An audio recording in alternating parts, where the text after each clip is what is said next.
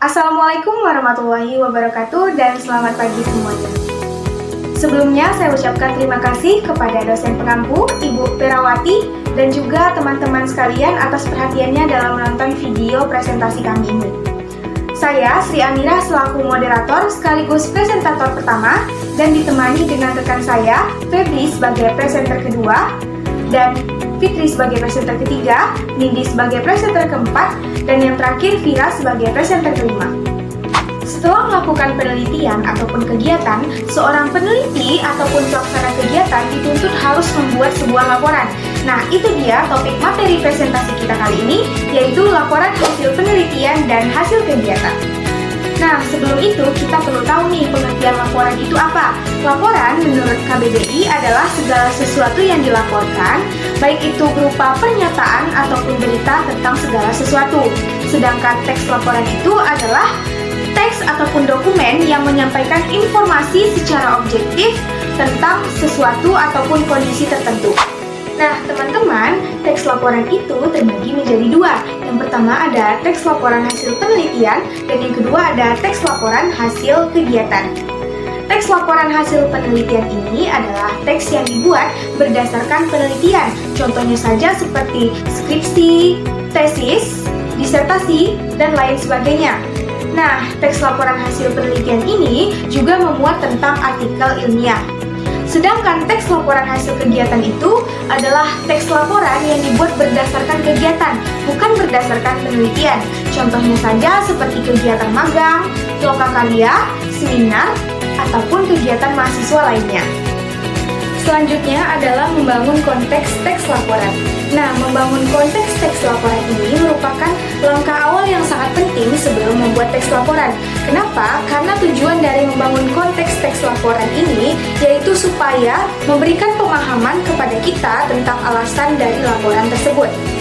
Nah, teman-teman, ada 8 unsur penting dalam membangun teks laporan. Yang pertama adalah latar belakang. Yang kedua adalah rumusan masalah. Yang ketiga ada tujuan. Yang keempat ada metode. Yang kelima ada ruang lingkup. Yang keenam ada manfaat. Yang ketujuh ada tinjauan literatur. Dan yang terakhir ada hipotesis. Nah, untuk materi selanjutnya akan dilanjutkan oleh presenter kedua, ketiga, keempat, dan kelima. Perkenalkan, nama saya Febri Trilestari dengan nomor 24051111459. Saya akan melanjutkan materi dan saya akan menjelaskan menelusuri model teks laporan. Model teks laporan adalah kerangka atau format yang digunakan untuk menyusun laporan berdasarkan jenis dan tujuan tertentu. Dalam konteks akademik dan penelitian, terdapat beberapa model teks laporan yang sering digunakan. Setiap model karakteristik dan struktur yang berbeda, sering dengan kebutuhan penyampaian informasi. Berikut adalah beberapa model teks laporan yang umum. Yang pertama, laporan penelitian. Laporan penelitian adalah dokumen yang menyajikan hasil dari suatu penelitian yang dilakukan dengan metode ilmiah. Model ini biasanya terdiri dari beberapa bagian kunci, termasuk yang pertama, judul, di mana judul ini menyediakan informasi singkat tentang topik penelitian. Yang kedua, abstrak, ringkasan singkat yang mencangkup latar belakang, tujuan, metodologi, hasil, dan kesimpulan. Yang ketiga adalah pendahuluan, di mana menjelaskan latar belakang penelitian, rumusan masalah, dan tujuan penelitian. Yang keempat adalah metodologi, di mana pada bagian metodologi ini menguraikan metode dan teknik yang digunakan dalam penelitian, termasuk desain penelitian, populasi, sampel, dan produser pengumpulan data. Selanjutnya adalah ada hasil, di mana hasil ini menyajikan temuan penelitian, seringkali disertai dengan tabel, grafik, atau diagram untuk mendukung data. Dan yang terakhir adalah pembahasan, di mana pembahasan ini menganalisis hasil penelitian, membandingkan dengan penelitian sebelumnya, dan menjelaskan implikasi temuan. Pada bagian akhir terdapat kesimpulan dan rekomendasi. Yang kedua ada laporan kegiatan. Laporan kegiatan adalah dokumen yang merangkum pelaksanaan suatu kegiatan, seperti seminar, lokakarya, atau proyek. Model ini biasanya mencakup yang pertama judul, di mana judul ini menyatakan nama kegiatan yang dilaksanakan. Yang kedua pendahuluan menjelaskan tujuan dan latar belakang kegiatan. Yang ketiga pelaksanaan kegiatan, di mana di sini menguraikan proses pelaksanaan termasuk waktu, tempat, dan peserta. Selanjutnya, hasil kegiatan, di mana menyajikan hasil ringkasan dari kegiatan termasuk dampak dan feedback dari peserta. Dan yang terakhir, penutup, di mana penutup ini merangkum keseluruhan laporan dan memberikan saran untuk kegiatan serupa di masa yang akan datang.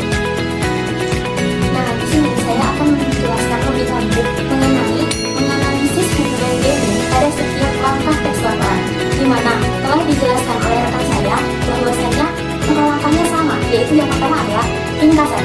Ringkasan adalah suatu intisari dari sebuah kegiatan itu. Di dalam ringkasan itu terdapat 4 poin. Yang pertama adalah tujuan, yang kedua deskripsi, yang ketiga ada pelaksanaan, dan yang keempat adalah saran. Di dalam ringkasan menggunakan genre deskripsi. Karena apa? Karena dia menjelaskan tentang suatu ringkasan atau kegiatan serta penelitian tersebut.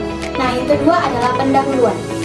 Pendahuluan ini adalah suatu tahapan yang berisi tentang latar belakang suatu kegiatan, penelitian, observasi, atau proyek yang kita lakukan. Nah, genre yang digunakan adalah genre deskripsi melalui eksposisi. Kenapa begitu? Karena dia menjelaskan dan menjabarkan atau memberitahu kepada pembaca. Yang ketiga yaitu deskripsi. Deskripsi itu berisi tentang nama penelitian, nama kegiatan, nama observasi, ataupun nama proyek. Yang kedua itu lokasi atau tempat kita lakukannya. Yang ketiga itu waktu, dan yang keempat adalah pelaksanaan, yaitu urutan atau tata cara dari awal sampai akhir. Genre yang digunakan adalah genre deskripsi karena dia menjelaskan. Yang keempat adalah pelaksanaan, yaitu suatu tata cara dari awal hingga akhir untuk memulaikan suatu kegiatan, penelitian, observasi, ataupun proyek yang akan kita laksanakan. Genre yang digunakan adalah suatu genre deskripsi melalui prosedur. Karena apa? Karena dia menjelaskan dengan memberi langkah-langkah. Yang kelima itu adalah penutup. Dalam tahapan penutup ini berisi tentang kesimpulan suatu kegiatan, penelitian, observasi, ataupun proyek telah dilakukan dengan baik dan memberi manfaat kepada orang banyak. Genre yang digunakan adalah genre deskripsi melalui atau mengandung eksposisi karena dia menjelaskan dan memberitahu kepada pembaca. Yang keenam itu adalah daftar pustaka dan lampiran, di mana pada tahap ini berisi tentang dokumentasi, data pendukung, rincian penggunaan dana, serta gambar dan foto. Genre yang digunakan adalah genre deskripsi dan eksposisi karena dia menjelaskan dan memberitahu kepada pembaca. Assalamualaikum warahmatullahi wabarakatuh. Perkenalkan, nama saya Nindi Dwi Marita. Saya dari kelas 1C dengan NIM 24051108. Baiklah, di sini saya akan menjelaskan tentang merekonstruksi teks laporan. Merekonstruksi teks laporan bisa kita lakukan secara bersama-sama berdasarkan teks laporan yang sudah ada, baik itu teks laporan kegiatan maupun teks laporan penelitian. Merekonstruksi teks laporan berarti menyusun kembali teks tersebut dengan bahasa kita sendiri, tetapi tetap mempertahankan struktur teks, isi, dan genre mikro yang ada. Nah, merekonstruksi teks laporan bisa kita lakukan dengan beberapa cara. Yang pertama, kita harus menentukan terlebih dahulu teks laporan yang akan kita rekonstruksi. Yang kedua, kita baca teks laporan itu dengan teliti dan kita pahami struktur teks beserta isinya. Yang ketiga, kita rangkai tahapan demi tahapan pada struktur teks tersebut dengan kalimat-kalimat kita sendiri, tetapi tidak mengubah isinya dan genre mikro yang ada.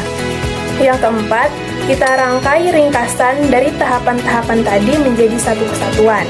Nah, yang kelima, sebelum teks kesatuan itu menjadi ringkasan akhir, kita periksa kembali apakah rangkaian yang kita susun tadi sudah menggunakan bahasa Indonesia yang baik dan benar. Nah, setelah itu, yang keenam, kesatuan ringkasan akhir yang sudah kita periksa ulang tadi itu merupakan teks yang hasilnya sudah kita rekonstruksi atau teks yang sudah kita rekonstruksi. Perkenalkan, nama saya Mutia Syafira dengan NIM 2405111033. Menyusun teks laporan yang baru.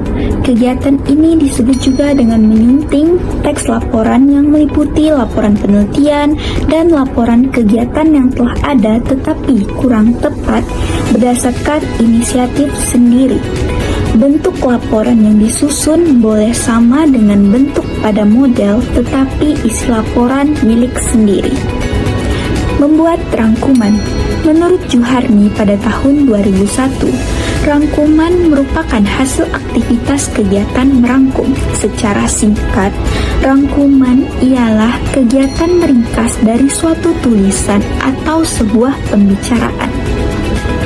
Adapun langkah-langkah dalam merangkum, yakni yang pertama, bacalah semua teks bacaan, kemudian tandailah bagian yang dianggap sangat penting. Yang kedua, kemudian tuliskan informasi yang dianggap penting itu dengan informasi pendukung. Yang ketiga, buatlah kerangka dan kembangkan menjadi sebuah rangkuman. Yang keempat, baca kembali hasil rangkuman yang telah dibuat dengan teks bacaan yang asli. Nah, di sini kami sajikan kuis untuk teman-teman jawab.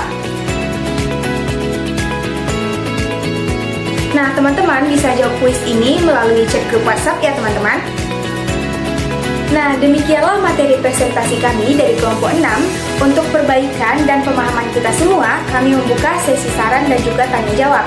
Untuk teman-teman yang ingin memberikan saran dan tanya jawab, bisa langsung tanyakan di grup kelas ataupun secara langsung dengan kelompok kami. Ulek bulu dia teh batang.